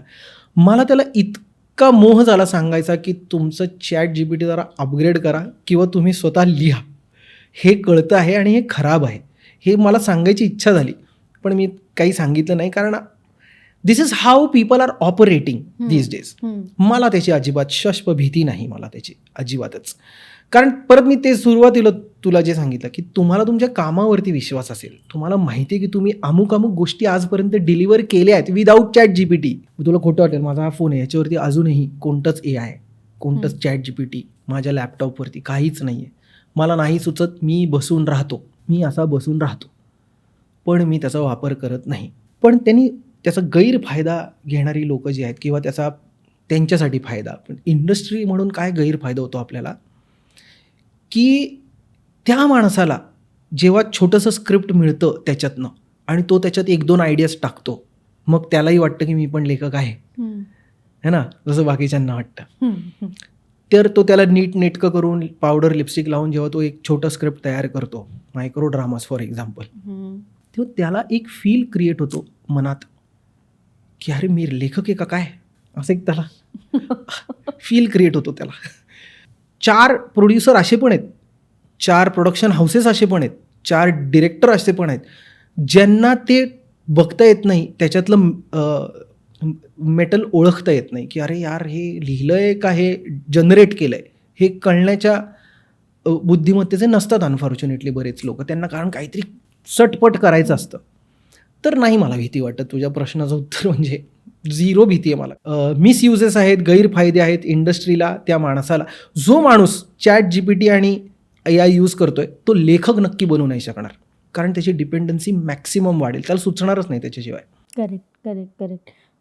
मी असं ऐकलंय की जे लेखक असतात ते फार जजमेंटल असतात किंवा ते प्रत्येक व्यक्तीला खूप नोटीस करतात, त्यांचे हावभाव, चालण्याची पद्धत, बसण्याची पद्धत, बोलताना ते लोक कसे बोलत आहेत किंवा त्यांचा ठहराव कुठे आहे. तर या स्वभावाचा किंवा आपसूक आलेल्या या सवयीचा कुठेतरी चेतनला त्रास होतो का, की अरे आता हे लेखक म्हणून आता मला नाही नोटीस करायचं, पण तरी पण या गोष्टीकडे लक्ष जातंय? नाही होत. का माहिती का, ती चोरी आहे. ती एका प्रकारची चोरी आहे. त्यांच्यातले बिहेवियरल पॅटर्न्स, त्यांच्यातले बोलण्याचे पॅटर्न्स, त्यांच्या हावभावाचे जे काही, ते जसे बोलतात, जसे वागतात, ते उचलून त्यांना कॅरेक्टर्सला देता येतं त्यांच्या. त्यामुळे ती चोरी आहे. चोरी करण्याचा कंटाळा कधीच कुठल्याच चोराला येत नाही. म्हणजे मी तुला सांगतो, कितीतरी कॅरेक्टर्स जे मी लिहिलेत स्वतः, ते रिअल लाईफ एक्झिस्ट करतात. एक्झॅक्टली, हो, एक्झिस्ट करतात ते. एक शो आहे 9 to 5 भाडीपाचा. त्याच्यात 9 to 5 हे काय ॲडव्हर्टायझिंग इंडस्ट्री विषयीचा शो आहे. एका ऑफिसमध्ये शूट केलेला मजेदार शो आहे. त्याच्यातले जे कॅरेक्टर्स आहेत ते रिअल लाईफ एक्झिस्ट करतात पुण्यात, कारण मी त्या एजन्सीत काम करायचो. तिथनंच तर येतं ते, नाहीतर कुठं नाही येणार. मला त्रास तर अजिबातच होत नाही त्याचा, झाला तर फायदाच आहे. आणि जसं जसं आपण प्रोजेक्ट्स लिहितो, जसे जसे आपण अजून असोसिएट होतो वेगवेगळ्या प्रोजेक्ट्स आणि कॅरेक्टर्ससोबत, तसं तसं ना ते स्किल अजून होत जातं. यू होन युअर स्किल्स. तर त्याचा फायदा भरपूर आहे आणि तो प्रत्येक लेखकाने व्यवस्थित करून घ्यावा. नोटीस करण्याचा, बिहेवियरल पॅटर्न्स बघण्याचा, तो त्यांनी घ्यावा फायदा. तुझंच एखादं आवडतं कॅरेक्टर कोणतं जे तू स्वतः क्रिएट केलंय किंवा कोणाला बघून ते लिहिलंयस आणि ते तुला फार आवडलंय? शांतीत क्रांतीमध्ये एक कॅरेक्टर आहे शिंदे. ओके. शिंदे एक असा माणूस आहे, भावी नगरसेवक आहे. त्याला नगरसेवक व्हायचं आहे, काही होत नाही आहे, तो सतत त्याला व्हायचंच असतं. तर तो जसा बोलतो ना, ते मी इतकं ऐकलंय, कारण ना माझे वडील पुण्यात त्यांनी बरेच वर्ष व्यवसाय केला दुकानावरती. तर इतके सारे तिकडे कस्टमर्स यायचे वेगवेगळे. तर आमचे वडील ना सांगतात की तो यायचा आणि असं बोलायचा आणि हे करायचं आणि ते करायचा की. आणि ना म्हणी आहेत, खूप म्हणी असतात त्यांच्याकडे, की म्हणी म्हणजे तयार केलेल्या, जे जगात एक्झिस्ट करतात त्या नाही, ओरिजिनल अशा, की अरे पैशाचं काम खूप वेगळं असतं रे, मागायला राणी येते, द्यायला दाशी पण येत नाही. तर ही तर कधीच ऐकलं नाही आपण. तर हे खूप इंटरेस्टिंग वाटतं ऐकायला, की अरे हो रे, मागायला तर माणूस येतो राजासारखा आणि द्यायला तर साला कोणीच येत नाही, अशा गोष्टी. किंवा मी एकदा एसटीतनं खूप पूर्वी प्रवास करत कोकणात जात होतो कुठेतरी, तर तिथे मला एक ड्रायव्हर होता जो दुसऱ्या ड्रायव्हरला सांगत होता, बस चाल ना माझी, काय ना ती नवीन बघितली का इलेक्ट्रिक आलेली, कसती चालती सापासारखी, सनकन. तर आता हे जे ग्रामर आहे हे मला असंच मिळणार आहे, दुसरीकडनं दुसरा सोर्स काय मला हे ग्रामर मिळण्याचा. तर शिंदे जे कॅरेक्टर तयार केलं होतं ते ह्या सगळ्याचं कॉन्कॉक्शन होतं, मिक्स होता सगळा. तर त्याची भाषा जर आपण ऐकली, तो गन घेऊन फिरतो, तर त्याला एक जण विचार, काय हो शिंदे, खरी गन आहे का काय? तर तो, तुला काय वाटतं मी काय पिचकारी घेऊन फिरणार आहे का काय? तर त्याला इगोवरती येतं की माझी गन खरी आहे का खोटी, ह्याच्यावर डाऊट कसा घेतला. तर करावी ही चोरी, चांगली चोरी ही करावी. पण असं म्हणतात की लेखकांनी खूप फिरावं, खूप लोकांना भेटावं, खूप वाचावं, खूप भाषांचं त्यांना नॉलेज असावं किंवा त्यांना अपग्रेडेड राहावं. हो, मग लेखकांनी इंट्रोवर्ट असावं की एक्स्ट्रोवर्ट असावं? डिपेंड्स यार, इट ऑल डिपेंड्स. मला पर्सनली असं वाटतं खूप कमी लोक जनरली एक्स्ट्रोवर्ट असतात. म्हणजे तुला सांगतो 5% लोक अशी असतात की भाई कैसा आहे किंवा अरे कसा आहेस तू, असं खूप कमी असतात. पण त्या लोकांना गपचूप आपण रात्री जाऊन बघितलं ना तर ते हे करून दिवसभर करून थकलेले असतात बिचारे. कारण त्यांना असं वाटतं की नाही नाही, I have to live up to the mark. माझी इमेज सांभाळायची आहे, मला नेटवर्किंग सांभाळायचं आहे. जास्त करून लोक ही म्हणजे इंट्रोवर्टच असतात. ही एक्स्ट्रोवर्टवाली जी लोक आहेत ना, एक्स्ट्रोवर्टवाली लोक, त्यांना खूप मेहनत करावी लागते हे दाखवायला की मी तर चिल आहे, मी तर असं आहे. लेखकाने ठरवावं की त्याचा स्थायी भाव काय आहे. माझा स्थायी भाव आजकाल, आणि तो बदलतही राहावा. मला असं वाटतं माझा आजकाल स्थायी भाव आहे गप्प बसणं, ऐकणं, बघणं, जमेल तिकडे बोलणं. हा माझा आजकालचा स्थायी भाव आहे. तो कदाचित पुढच्या वर्षी नसेल. काही वर्षांपूर्वीचा माझा स्थायी भाव चिडण्याचा आणि शिव्या देण्याचा होता. फॉर एक्झाम्पल काहीच आवडत नव्हतं मला. पण जितकं आपण वाचतो, जितकं आपण प्रवास करतो, एकतर प्रवास करा बाबा, सगळ्यांनी करा प्लीज. तुमच्याकडे आणि प्रवासाला पैसे लागत नाहीत, मी सांगतो खरंच खूप कमी पैसे लागतात प्रवासाला. मी खूप प्रवास केला आहे, एकट्याने प्रवास. आणि प्रवास म्हणजे तो प्रवास नाही आहे अंकिता, तू गोव्याला चल, तू पण गोव्याला चल, तू पण, आपण जाऊ बिअर पिऊ मज्जा करू, नाही, हा प्रवास नाही आहे. तू गोव्याला जा, साऊथला जा, नॉर्थला जा, बस तिकडे एकटा, फिर बरं एकटा बीचवरती, काय दिसतंय तुला बघ बरं, राहा बरं एकटी तू काही दिवस. मुंबईतनं बस धरशील ना तेव्हाच तुला इन्सिक्युरिटी. प्रवास काय करतो ना, तुम्हाला सगळ्यात पहिले तुम्हाला इन्सिक्युअर करतो. करेक्ट. इन्सिक्युअर करतो तुम्हाला. अरे माझ्यासोबत मित्र नाही आहे, मला काही झालं तर, मला भाषा येत नाही.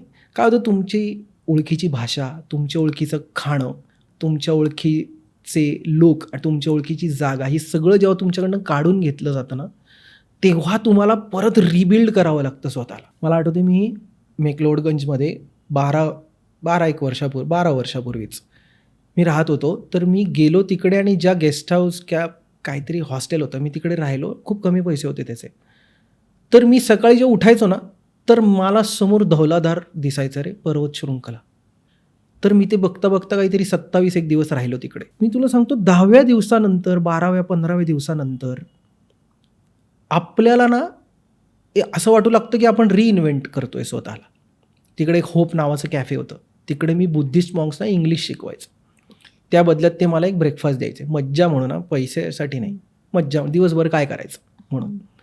तर हे अनुभव बाबा घेतले पाहिजेत, फक्त लेखकांनी नाही, सगळ्यांनीच घेतले पाहिजेत. ते तुम्हाला माणूस म्हणून थोडंसं मॅच्युअर करतं, माणूस म्हणून ते तुम्हाला अजून जास्त प्रगल्भ करतं. आणि ना त्याचं फळझाडाला जेव्हा फळ आल्यानंतर जसं ते बहरल्यानंतर ते वागतं ना, तसं तुम्ही वागता. जितकं तुमचं ज्ञान थोटकं आणि जितकं तुम्ही शॅलो असता ना, तितकं जास्त तुम्ही तडतड तडतड तडतड तडतड उडत राहता. तितकं जास्त तुम्हाला सांगावं लागतं की मी लेखक आहे, तितकं जास्त तुम्हाला सांगावं लागतं की मी हे अचीव केले, ते अचीव केले. हे जस्टिफिकेशन न देण्याची स्टेज जेव्हा येते ना, तेव्हा आपण मागे वळून बघायचं एकदा. तर त्याच्यासाठी कारणीभूत असतो प्रवास, अगाध असं वाचन आणि शांत बसणं. हे प्रत्येकाने करावं. लेखकाला तर मदत होतेच होते, पण जनरली पण सगळ्यांनी ते करावंच. अगदीच. खूप छान बोललास तू, खूप मस्त बोललास आणि खूप छान इंटरव्ह्यू होतोय. पण एक शेवटचा टॉपिक राहिला आहे माझा आणि तो माझा अत्यंत आवडता टॉपिक आहे. तू माझ्या अत्यंत आवडत्या कार्यक्रमाचं लेखन केलं, ते म्हणजे महाराष्ट्राची हास्य जत्रा. त्या कार्यक्रमाने मलाच काय, पण जगभरातल्या बऱ्याच लोकांना कोरोना काळात तारलंय किंवा कोरोना काळात तुम्ही जे काम केलंय, त्या मी तुझं नाही घेत, चला त्या कार्यक्रमाने जे काम केलंय ते खूप अमेझिंग आहे. म्हणजे लोकांचे जीव वाचलेत, लोक डिप्रेशनमधून बाहेर आलेत, आजारपणातून बाहेर आलेत. इतकं छान काम केलंय आणि त्या कार्यक्रमाचा तू एक भाग होतास. मला त्याबद्दल ऐकायचं. अरे ते खूपच चांगला सेटअप येतो. म्हणजे तुला मोटे गोस्वामी एस्पेशली मला आठवतो 2013 किती वर्ष आली त्यालाही 12 वर्ष झाली. 13 वर्ष आली. 2013 याच काळात, जुलै ऑगस्टच्याच काळात आमचा एक मित्र होता प्रतीक कोल्हे. तो कलर्स मराठीचा नॉन फिक्शन हेड होता. त्याने सांगितलं होतं मोटे गोस्वामींना की, कारण तो त्यांचा स्टुडंट होता एकेकाळी, सर एक शो करायचा आपल्याला. तेव्हा ते त्याच्या आधी मोटे गोस्वामींनी खूप काम केलं बरं का. त्यांचं काम हास्यजत्रेपुरतं नाही, त्यांचं खूप काम आहे.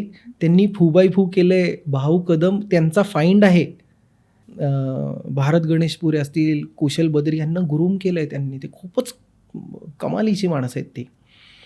तर त्यांनी, आम्ही काय करायचं, एक चायनीजची, आमच्याकडे ऑफिसही नव्हतं, चायनीजची गाडी होती आमची तिथे बोरिवलीमध्ये. तर आम्ही पाऊस पडायचा आणि उभ्या उभ्या विषय काढायचो की उद्या आपण काय. तेव्हा मी एक शो करायचो यांच्यासोबत, कॉमेडीची बुलेट ट्रेन. त्याचे 450 वगैरे एपिसोड्स केले आम्ही 3-4 वर्षात. तिकडे उभे राहून आम्ही विषय काढायचो. हळूहळू ते अजून बिल्ड झालं. मग ऑफिस घेतलं गेलं, मग हे झालं, मग त्याच्यानंतर 1 वर्षाचा गॅप झाला आणि मग महाराष्ट्राची हास्यजत्रा आलं. मी फार नाही लिहिले त्याचे, 100-150 एपिसोड लिहिले असतील, फार असे लिहिले नाही. सुरुवातीलाच लिहिले आणि मध्ये एक पॅच होता जेव्हा मी लिहित होतो. कारण ॲज आय सेड अर्लियर, सुरुवातीला मी तुला सांगितलं असं की मला थोडासा हे होतं की मला थोडंसं अजून वेगळं काम करायचं आहे. म्हणून मी मोठ्यांना सांगितलं होतं की सर थांबतो. ती लोक जी आहेत ना, ती कोण असं करतं यार, अंकिता बघ किती छान आहे. मी पुण्यात होतो आणि मी ॲडव्हर्टायझिंग करायचं नव्हतं मला, तर मी सोडून दिलं ॲडव्हर्टायझिंग. काय करायचं, तर माझ्याकडे काही पैसे जमले होते, मी पैसे घेतले आणि मी प्रवास करायला गेलो युरोपमध्ये. म्हटलं बघू पैसे खर्च झाले तर येऊ, सगळे संपले तर येऊ परत. तर मी तिकडे फिरत होतो, मग तिथे पैसे संपले, परत आलो, काय करायचं म्हणून मी स्किट लिहिलं एक. तेव्हा माझा एक मित्र मोटेंचा असिस्टंट होता, तर मी स्किट लिहिलं. तर स्किट लिहिल्यानंतर ते मोटेंकडे मित्रांनी सांगितलं की माझ्या मित्रांनी हे स्किट लिहिले. तर म्हणले रे बोलो त्याला. मी आलो इकडे. मोटेंनी, ते प्रोड्युसर पण होते त्या शोचे, ते लेखक पण होते त्या शोचे. असं कोण करतं की तू एक काम कर चेतनी, ये माझ्याच घरात राहा, माझ्याच घरात जेव, मग माझ्याच गाडीत बस, मी लावलेल्या सेटवरती चल, तिकडे मी सांगतो तो विषय घे, मी सांगतो त्या विषयाचे पॉईंट्स घे, आता मी सांगतो तसं लिही, असं लिही. मग मी लिहून आणल्यानंतर हे बघा आता हे तू छान लिहिलं, पण ह्याच्यानंतर ना असं असतं. हात धरून शिकवणं ज्याला म्हणतो. आजकाल कोणाला गुरु मिळतो असा? हात धरून शिकवणारे माझे 2 गुरु होते, एक तर सचिन मोटे आणि एक राज डिमेलो, माझा ॲडव्हर्टायझिंगमध्ये होतं, ते नाही आहेत आता. की हाताला धरून शिकवलं. आपण खूप लकी असतो जेव्हा आपल्याला अशी माणसं मिळतात. की मी शिकवतो असं लिहायचं स्किट, मग एक काम कर, हे स्किट मलाच दे, मी हे नीट करतो, मग मी तुला त्याचे पैसे देतो, परत माझ्याच गाडीत बस, माझ्याच घरी चल, तिकडेच राहा. मी राहिलो मोटेंकडे काही महिने, 7-8 महिने मी मोटेंकडे राहत होतो. आणि कधीच त्या माणसाने तसं हे जाणवू दिलं नाही की अरे नाही का उपकाराची भावना वगैरे, असं कधीच नाही. मी त्यांना म्हटलं की सर आता मी रूम घेतो. हो घेतली का, ठीक आहे जा तू, काही प्रॉब्लेम नाही. तर ही ती माणसं आहेत. हे जे आत्ता त्यांना मिळतं आहे ना, एवढी पुण्य, जे तू आत्ता म्हणाली की महाराष्ट्राने एवढं प्रेम, हे त्यांना खूप पूर्वीच मिळायला पाहिजे होतं. ती एक फॅक्टरी आहेत. खूप लेखक तयार केलेत त्या मोटे गोस्वामींनी, दोघांनी खूप लेखक तयार केलेत. मी आहे, चिन्मय आहे, अमोल पाटील आहे, आमचा मित्र अक्षय आहे जो पुण्यातनं लिहितो, तेजपाल वाघ आहे. असे आम्ही इतके सगळे मोठ्यांच्या हाताखालनं आणि मोठे असं ते करत राहतात की शिकवलं, हा जा तू आता इंडस्ट्रीत काम कर, असे ते आहेत. तर बघता बघता तुला सांगतो अंकिता, 450 एपिसोड फक्त बुलेट ट्रेनचे, म्हणजे साधारण असं धर ना, 600 स्किट लिहिले होते मी तेव्हा, बॅक टू बॅक 600 स्किट्स.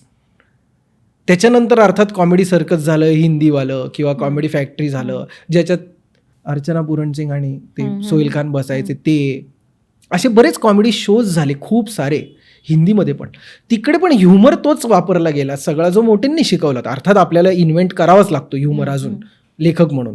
ते सिस्टम इतकं चांगलं आहे, इतकं सकस आहे, इतकं सुदृढ आहे की ते न बंद झालेलं बरं. ते महाराष्ट्रासाठी खतपाणीचं काम करतं आहे महाराष्ट्रासाठी.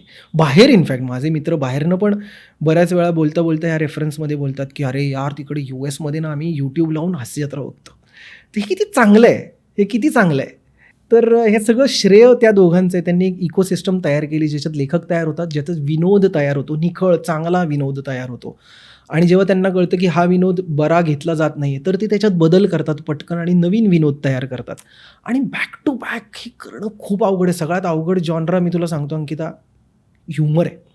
कॉमेडी सगळ्यात अवघड आहे. रडवू शकतो आपण, पण आपण हसवायला जी ताकद लागते ना ती खूप कमी लोकांमध्ये असते. अगं मला जेव्हाही कोणी सचिन गोस्वामी आणि मोठ्यांबद्दल बोलताना मला प्रचंड आनंद होतो, कारण मला ते दोघं खूप आवडतात. अरे ते बेस्ट आहेत यार खूप. म्हणजे गोस्वामी तर मला आधीपासूनच खूप आवडतात आणि मला मोठेन पण आवडतात, कारण का त्यांनी कधीच मज्जाला नाही म्हटलंय. मी जेव्हाही त्यांना फोन करते ना, सर हे करायचंय, हा ये, हे करायचंय, हा ये. खूप गोड आहे. त्यांनी मज्जाला खूप सपोर्ट केलाय आणि मज्जाला सपोर्ट करणं हे माझ्यासाठी सेकंडरी आहे. फर्स्ट प्रायमरीली माझ्यासाठी असं वाटतं की त्यांनी खूप इंडस्ट्रीसाठी, टेलिव्हिजन इंडस्ट्रीला एक नवीन चेहरा दिलाय किंवा मराठीला जगात एक स्थान दिलंय. हा की अच्छा हास्यजत्रा भारत, महाराष्ट्र, मुंबई आणि त्यांचं जे प्रोडक्शन हाऊस आहे ते.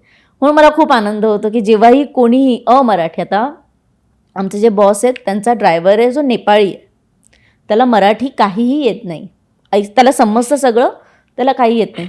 तो डेली हास्यजत्रा बघतो. काय सांगतो? डेली. आणि मग मी त्याला एकदा हास्यजत्रेच्या सेटवर घेऊन गेलेली. किती गोड.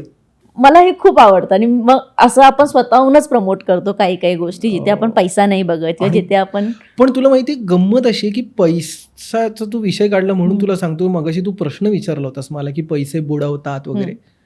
किती काम केलं मी मोठे गोस्वामीचं. तुला माहिती कधी रुपया मागावा नाही लागला सरांकडे, सर नंतर पैसे वगैरे येतं तुमच्या अकाउंटला आपोआप.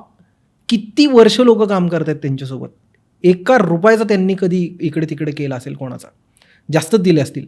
जे काही मराठी इंडस्ट्रीचं बजेट आहे त्या हिशोबाने जेवढे पैसे तुम्ही डिझर्व करता ते देत असतात. सांगतो ना, करप्शन नाही मनात बिलकुल. द्यायचं एवढं त्यांना माहिती आहे.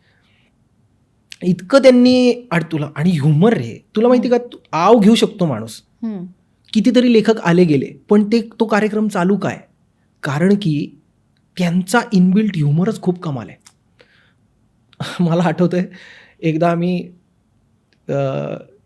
असंच 2015-16 साली काहीतरी शेवटचे बुलेट ट्रेनचे जेव्हा एपिसोड चालू होते तेव्हा एक स्किट लिहित होतो मी. त्याच्यात एक पुण्याची बाई असते, विशाखा सुभेदारजी करत होती, आणि तिला लास्ट मोमेंट सगळे तिच्या मैत्रिणी म्हणतात की नाही आम्ही नाही येत, माझ्या घरी हा प्रॉब्लेम आला तो, त्यामुळे ट्रिपला आम्ही येऊ शकत नाही. तर ती चिडते आणि ती एकटी ट्रिपला जायचं म्हणते. कुठे? माउंट एव्हरेस्टला डायरेक्ट, आधेमध्ये काही नाही. तर ती पुण्याची असते. तर ती एक शेर्पा हायर करते, शेर्पा जो तिला घेऊन जाणार असतो. तर ही बाई झोपते दुपारी 1 ते 4 वगैरे असा तो. आता हा विनोद जुना झालाय पण ती झोपते. तर हा शेर्पा म्हणतो मॅडम नाही, आपल्याला लाईट आहे तोपर्यंत वरती जायचंय. आणि गोस्वामींनी इकडे कमालीचा पंच दिला होता, मला खूप आठवतो तो पंच. तो शेर्पा तिला म्हणतो की मॅडम लवकर जायचं आहे आपल्याला माउंट एव्हरेस्टवरती. आपण माउंट एव्हरेस्टवरती चढायचं असतं, माउंट एव्हरेस्ट आपल्यावर उतरत नसतो, हाला जागेच आहे. तर ही जे इनबिल्ट ह्युमर आहे ना त्यांचा, हा इतका कमाल आहे. आणि तोच आपल्याला सारखा एंटरटेन करत राहतो. ते स्वतःला रिइन्व्हेंट पण करतात. विनोद रिइन्व्हेंट करावा लागतो. विनोद सारखा बोलल्यानंतर तो स्टेल होत जाणार आहे, मग तो रिइन्व्हेंट करावा लागतो. त्याच्यातही ते कमाल आहेत.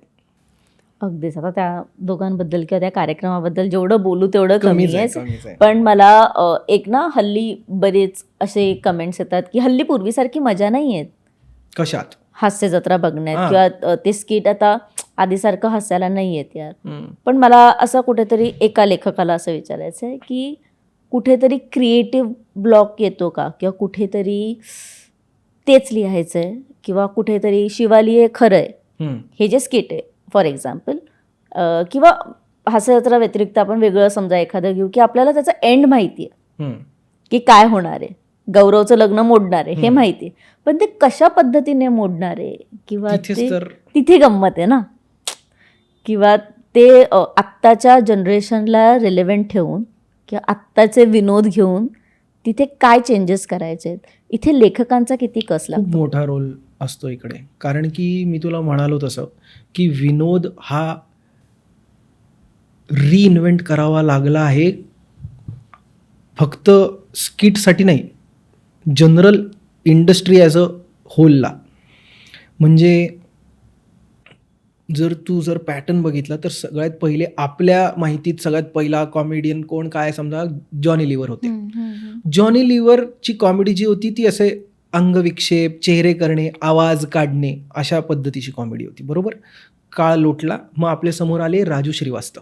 राजू श्रीवास्तव यांची कॉमेडी होती ऑब्झर्वेशनल, ट्रेनचा हँडल, ट्यूबलाईट है ना, लग्नात आलेले पाहुणे, असे ऑब्झर्वेशनल कॉमेडी होती. मग आपण पुढे सरकलो तर आपल्याला दिसलं काय कपिल शर्मा, जी ह्युमिलिएटिंग कॉमेडी आहे, तो अपमान करणारी कॉमेडी आहे जी आवडते आपल्याला. आपण काय मस्त वेगळ्या पद्धतीने अपमान केलाय, असं आहे ना की डब्बे जैसा तो तुम्हारा मुंह आहे, ह्याच्यावरती ते हसतात. सॉरी है ना, मला तो आठवलं लगेच. कोणता कपिल आणि कोण रे तो, हा शेट, अरे आता तो गुत्ती, हा ग्रोवर सुनील ग्रोवर. हा ओके. तर हे कसे आहेत ना, आता ह्या लाईनमध्ये ना ॲज सच खूप काही ग्रेट नाही आहे, पण ज्या टायमिंगने ती घेतली जाते आणि ज्या वेळेला ती घेतली जाते तिथे खूप भारी वाटतं, ते ऐकायला खूप गंमत वाटते त्याची. हा ह्युमर इंडस्ट्रीनेच सारखा रिइन्व्हेंट केला आहे. तर स्किटमध्ये तर तुम्हाला वाटणारच, एका पॉईंटला आपल्याला कोणता असा लॉंग रनिंग शो होता काय, हवा येऊ द्या फॉर एक्झाम्पल, तोही एका पॉईंटला लोकांना असं वाटलंच नाही अरे तेच चालू आहे, असं होतंच ना. म्हणून लेखकांनी नवीन पद्धतीचा विनोद शोधणं हे खूप गरजेचं असतं. कारण एका पॉईंट नंतर चुकीचं नाव घेणं कोणाचं तरी, मला आठवतं मी एक स्किट लिहिलं होतं हास्यजत्रेत, वाढदिवस असतो कोणाचा माहिती का, धृतराष्ट्र आणि गांधारीच्या 100व्या पुत्राचा. त्यांना 100 मुलं होती, दुर्योधन, दुःशासन, उरलेल्या 98 पोरांची नावं सांग. नाही येत ना. 100व्या का 70व्या मुलाचा वाढदिवस असतो, 70व्या. अंशुमननी केलं होतं ते.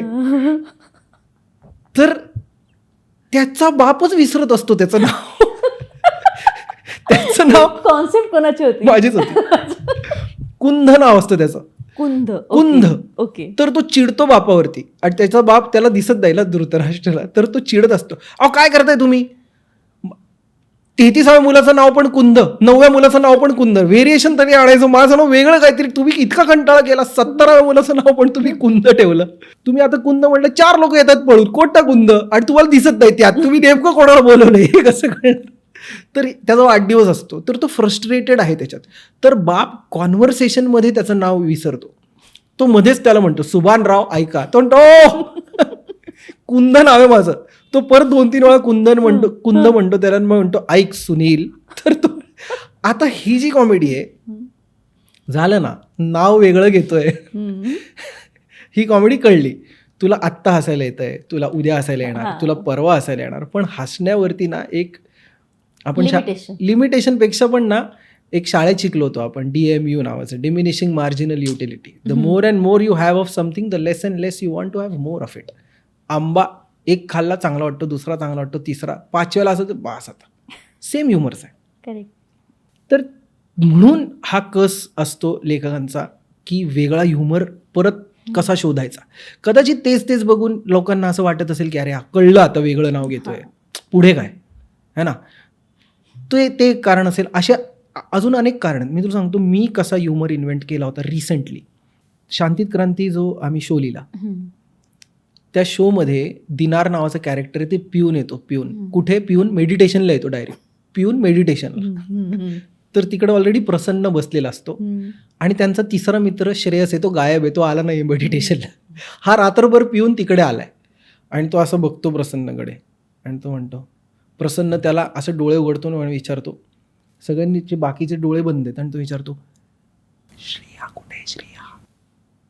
तर तो पिलेला आहे ना, रात्रभर हँगओव्हर आहे त्याला. तर तो म्हणतो काय? तर तो श्रेया. तर हा लिप रिडिंग वेगळं करतो आणि तो त्याला म्हणतो तू. तर हा जेव्हा प्लॅटफॉर्मने विनोद ऐकला होता ना, तेव्हाच त्यांना खूप हसू आलं होतं. किंवा आत्ता शांतिक्रांती 2 मध्ये पण एक खूप मला चांगला पंच आठवतो. तो प्रसन्न चांगला स्विमर असतो, तो आत उडी मारतो आणि बराच वेळ येत नाही.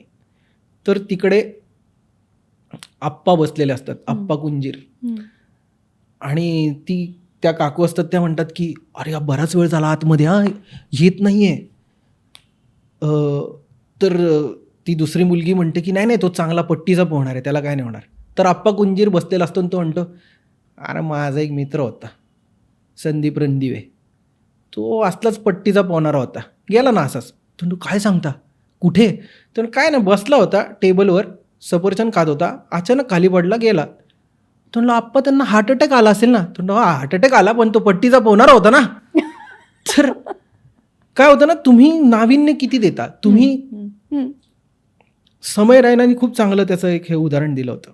टीचर विचारते, प्रणव तुम आवाज क्यों कर रहे हो क्लास में? तब प्रणव म्हणतो, मैडम ये मेरा ना कंपास बॉक्स ले रहा है और फिर मुझे पीछे से मार रहा है और ये चुटकी काट रहा है, सुन नहीं रहा.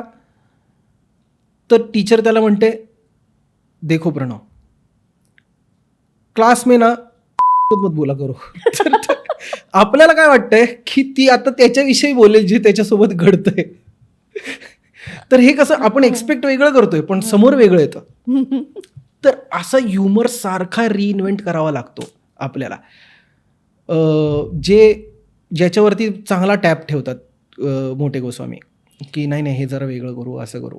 अगदीच. आणि तू बरेच कॉमेडी शो लिहिलेत, पण आत्ता जे कॉमेडीचं स्वरूप आहे, म्हणजे आता जे 370 बिर्याणीचं प्रकरण झालं, किंवा आता बरेच असे जे येत आहेत बाहेर कॉमेडी शोज, चेतनचं काय मत आहे याच्यावर? की कॉमेडी बदलत चालली आहे, मान्य आहे, मुळात ती कॉमेडी नाहीच आहे. जेव्हा तुम्ही 10 लोकांना एकत्र बोलवून त्यांचे एक्सपिरियन्स शेअर करता, तेव्हा ती कॉमेडी नसते. स्टँडअप कॉमेडियन वेगळे असतात. लेटंट सारखा फॉर्मॅट म्हणतेस तू? नाही, लेटंट मला तरीही कॉमेडी टाईपमध्ये वाटतो, कारण का तिथे येऊन लोक त्यांचे, म्हणजे इंडियाज गॉट टॅलेंट सारखं. बरोबर. जे 370चं प्रकरण झालं प्रणित मोरेचं, त्याच्यात कॉमेडी कुठे होती? म्हणजे त्याच्यात यार आता मी काय सांगू, काय होतं ना, ही खूप थिन लाईन आहे आणि हे सगळीकडेच लागू होतं.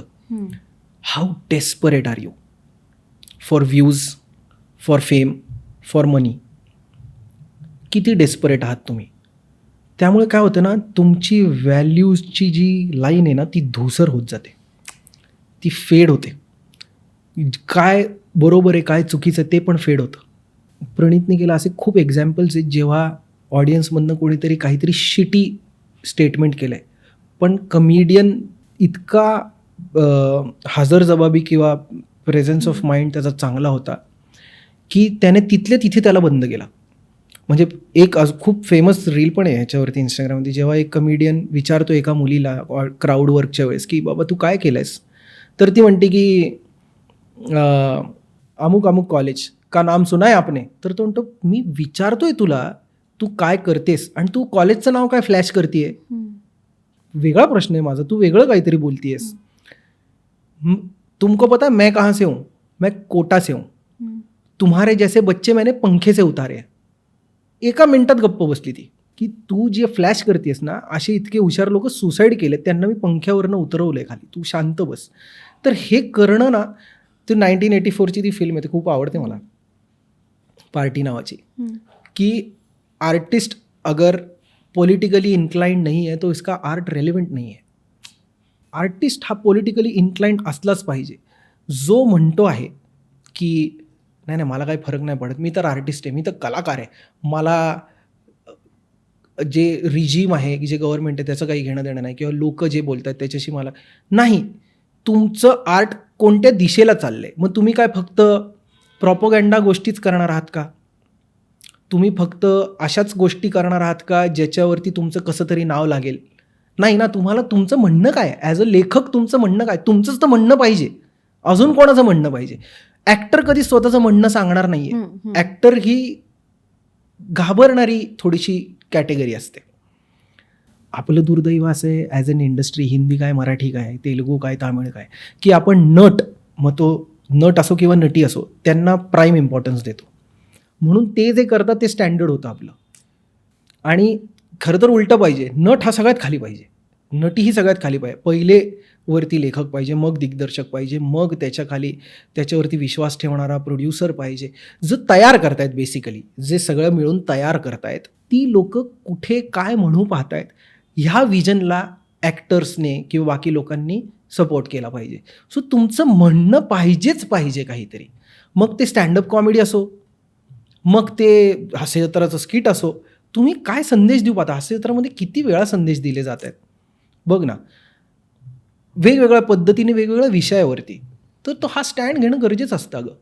राईट आहे. म्हणजे जेवढे लोक वेगळी तेवढं थॉट प्रोसेस प्रत्येकाचा वेगळा. म्हणजे प्रत्येकाचा कदाचित तुझ्या या गोष्टीकडे पाहण्याचा दृष्टिकोन कदाचित वेगळा असू शकतो, कारण का त्यांचा थॉट प्रोसेस वेगळा आहे, तुझा थॉट प्रोसेस वेगळा आहे. पण या गप्पा इतक्या छान रंगल्या चेतन, मी ह्या एक्सपेक्ट नव्हत्या केल्या की आपण इतकं छान आणि किती विषयांवर बोललो, खूप विषय.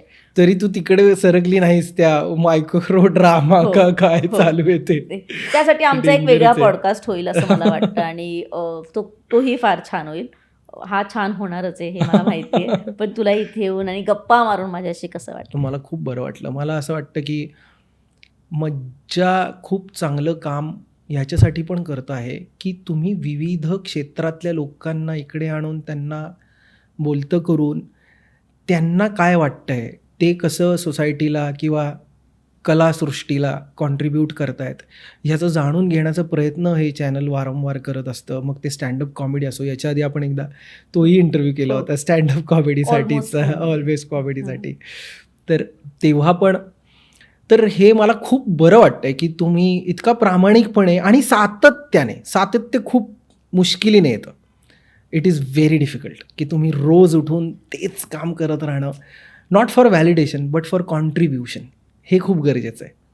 म्हणून मी तुला म्हटलं ना मगाशी की ही लाईन खूप फेड होते लगेच की तुम्ही डेस्परेट आहात का. माझ्या इंस्टाग्राम बायोवरती लिहिलेलं आहे, ट्रूथ ओव्हर डेस्परेशन. कारण की हेच तुम्ही पण करताय. मला असं वाटतं की तुम्ही काहीतरी छान करण्याचा प्रयत्न करताय, डेस्परेट नाही आहात. जसे बरेच पॉडकास्ट आपल्याला दिसतात की खूप डेस्परेट असतात, मला व्ह्यूज आले पाहिजेत, माझं हे झालं पाहिजे, आणि मग ते फेमस लोकांनाच बोलवतात. तर तसं तुम्ही करत नाही आहात. तुम्ही त्याच्या पलीकडे जाऊन काहीतरी चांगलं देऊ पाहता. याच्यासाठी तर तुमचे आभार आणि तुमचं खूप अभिनंदन सुद्धा. Thank you so much. आणि मला आता मी सांगते, मला कोणी विचारलं नाही तरी पण सांगते की मला खूप मजा आली. कारण का लेखक फार कमी बोलतात. ते त्यांच्या पेपरवर जास्त बोलतात किंवा त्यांचा पेपरवर जास्त विश्वास असतो, त्यांच्या पेनवर जास्त विश्वास असतो. त्यांचा माणसांवर फार कमी विश्वास असतो. त्यांना माहिती आहे माणसं धोका देतील, माझा पेपर पेन मला धोका नाही देणार. पण म्हणूनच लेखक मित्र असणं हेही खूप इम्पॉर्टंट असतं. कारण का तो आपल्याला 4 गोष्टी एक्स्ट्रा सांगतो, जसा चेतन मला नेहमी 4 गोष्टी एक्स्ट्रा सांगतो. लेखक आयुष्यात असणं हे फार इम्पॉर्टंट असतं प्रत्येकाच्या. कारण का खूप वेगळे थॉट मिळतात, खूप वेगळे पर्स्पेक्टिव्ह मिळतात आपल्याला एका गोष्टीकडे बघण्याचे.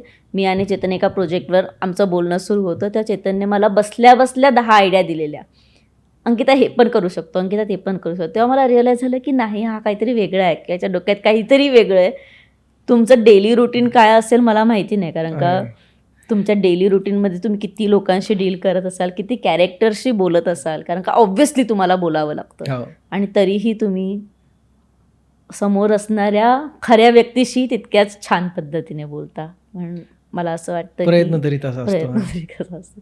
म्हणून मी इंट्रोडक्शन पुन्हा एकदा रिपीट करेन की आपण नेहमी टी व्ही बंद करतो क्रेडिट्सच्या आधी, आपण पॉपकॉर्न खाऊन डिरेक्टेड बाय बघून उठून जातो. तर मला असं वाटतं आपण 2.5 तास दिलेत, अजून 5 मिनटं देण्यात काहीच चुकीचं नाही आहे, की ॲटलिस्ट एंड स्क्रोल तरी बघून जा. भले नावं लक्षात नका ठेवू, पण तो एंड स्क्रोल तरी बघा. शेवटच्या स्पॉट बॉयचं नाव तरी बघा ज्याने कॉन्ट्रीब्यूट केलं. महत्वाची माणसं असतात ना स्पॉट बॉयज. तुम्ही कधी सेटवर येऊन बघा, त्यांच्याशिवाय पान हलत नाही. डिरेक्टर नसेल तरी चालेल सेटवर, स्पॉट बॉय हा स्पॉट दादा हे असावेच लागतात.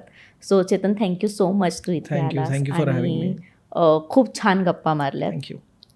पुन्हा भेटू, पुन्हा छान काहीतरी नवीन कर, म्हणजे मी इंटरव्ह्यू करेन पुन्हा. आत्ता नवीन येतात ना 2 प्रोजेक्ट सांगितले तुला. पण ते झाल्यावर करणार. अच्छा, झाल्यावर. अरे त्याच्यानंतर एक खूप चांगला प्रोजेक्ट आहे ज्याच्याबद्दल मी सांगू नाही शकत आता. ओके, मग गमतीशीर प्रोजेक्ट आहे. डन. तेव्हा आपण पुन्हा एकदा इंटरव्ह्यू करूयात. आणि तुम्हाला हा इंटरव्ह्यू आवडलाच असेल, नसेल आवडला तरी लाईक करा, पण आवडलाच असेल तर लाईक करा, शेअर करा, कमेंट करा आणि चॅनलला सबस्क्राईब करायला विसरू नका. तोपर्यंत मी मज्जागल अंकिता घेते तुमचा निरोप. Bye bye. मराठी मनोरंजन सृष्टीमधील मालिका, चित्रपट, नाटक तसेच कलाकारांबद्दलच्या नवीन अपडेट्स जाणून घेण्यासाठी नक्की सबस्क्राईब करा इट्स मज्जा मराठी या आपल्या नवीन यूट्यूब चॅनलला.